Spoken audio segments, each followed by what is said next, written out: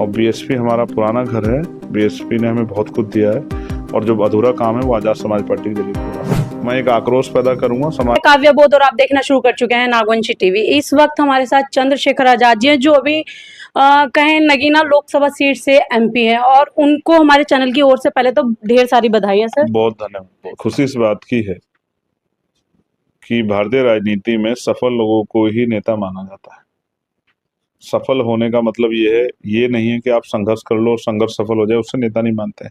आप MP MLA बनोगे तभी मानते हैं कि आपके अंदर जो है पोटेंशियल है। तो इसलिए भारतीय सोच के हिसाब से उनको लगता है कि अब चंद्रशेखर नेता बन गए, जबकि मैं मानता हूं जो समाज का नेतृत्व कर रहा है कहीं भी सामाजिक आंदोलन के जरिए राजनीति का, वो समाज का नेता ही है और उसको समाज को उसको मदद करनी चाहिए। वैसे अगर देखा जाए कि जो आप जीते हैं इसका श्रेय सबसे ज्यादा आप किसको देना चाहेंगे? मैं श्रेय दूंगा इसका जो बहुजन मिशन के हमारे पुराने मिशनरी साथी हैं जिन्होंने हमारी बहुत मदद कराई, और हमारे जो धार्मिक गुरु थे उन्होंने भी, चाहे वो इस्लाम धर्म के हों या सिख धर्म के या जैन धर्म के या बौद्ध धर्म के या जो है रविदास धर्म के हमारे ना गुरु हों, उन्होंने बहुत मदद कराई। और फिर सबसे ज्यादा धन्यवाद दूंगा मैं नगीना की महान जनता का और आजाद समाज पार्टी भीम आर्मी के कार्यकर्ता और नेताओं का जिन्होंने बहुत मेहनत की। बहुजन मीडिया का भी बहुत बड़ा योगदान है जिन्होंने बार बार हमारी बात को दूर तक पहुंचाया। तो एक मिला जुला सबका सहयोग है और थोड़ा थोड़ा सा योगदान जो है मैं अपने हिस्से में भी लूंगा कि हमने बहुत मेहनत की। बहुजन समाज की बात करें तो बहुजन समाज के लिए आखिर आप ऐसा क्या नया करने वाले हैं? अभी है क्या बहुजन समाज के पास? आप बताओ है क्या? तो कुछ भी तो नहीं है।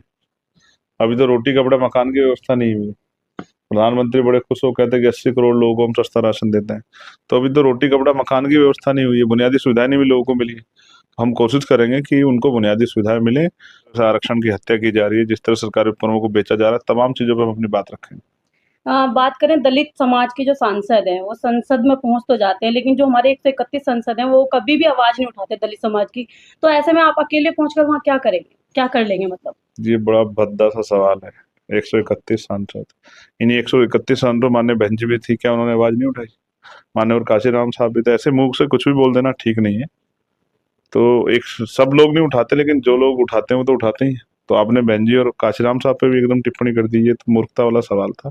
हर आदमी अपनी अपनी ड्यूटी करता है और अकेले तो बाबा साहब भी थे। बाबा साहब संविधान लिख दिया अकेले। उनके साथ कितने थे कॉन्स्टिट्यूशन असेंबली के मेंबर जो बाबा साहब के विचार के सहयोगी थे?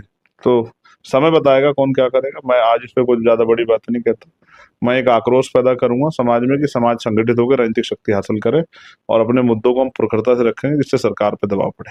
बात करें बसपा की, बसपा के लोग जो नेता हैं अक्सर आपको टारगेट करते रहते हैं, तो उनके लिए आप क्या कहना चाहेंगे? मैं उनका बहुत धन्यवाद करूंगा क्योंकि आलोचना भी आदमी को सिखाती है। और बीएसपी हमारा पुराना घर है। बीएसपी ने हमें बहुत कुछ दिया है और जो अधूरा काम है वो आजाद समाज पार्टी के जरिए पूरा होगा। बात करें चंद्रशेखर की, कि अब चंद्रशेखर जी एमपी बन चुके हैं, संसद में पहुंच गए हैं, तो जो दलितों के ऊपर एट्रोसिटी होती है अब उनकी लड़ाइयां कौन लड़ेगा सड़कों पर? हम पार्लियामेंट में भी लड़ेंगे और सड़कों में भीम आर्मी है और हम भी खुद जाके लड़ेंगे। हम अभी हमने अगर मैंने जो है आज मैं पार्लियामेंट के दरवाजे पे हूँ, पार्लियामेंट में हूँ, तो उसके बाद भी जो मेरी जो नैतिक जिम्मेदारी है उसको भी मैं अदा करूंगा। बात करें बसपा और आजाद समाज पार्टी की नीतियों की, तो दोनों मतलब जो चंद्रशेखर को क्या फर्क लगता है दोनों की नीतियों में? नहीं, हम मान्यवर काशीराम साहब के आइडियोलॉजिकल आंदोलन को चला रहे हैं और नीतियों का फर्क समाज तय करेगा, मैं नहीं तय कर सकता हूँ। और आखिरी सवाल है मेरा ये कि आप जो एनडीए और इंडिया गठबंधन है, जो आजाद समाज पार्टी है, किसकी तरफ जाएगी, एनडीए या इंडिया? ये देश के 85% कमजोर वर्गों के साथ खड़ी है, भारतीय संविधान के साथ खड़ी है। ये हक वंचित समाज की मजबूत आवाज है। ये चाहे पूरा विपक्ष भी भाजपा में चला जाए तो भी चंद्रशेखर आजाद बहुजन समाज की आवाज उठाने के लिए अकेला भी खड़ा होकर काम करता रहेगा। धन्यवाद।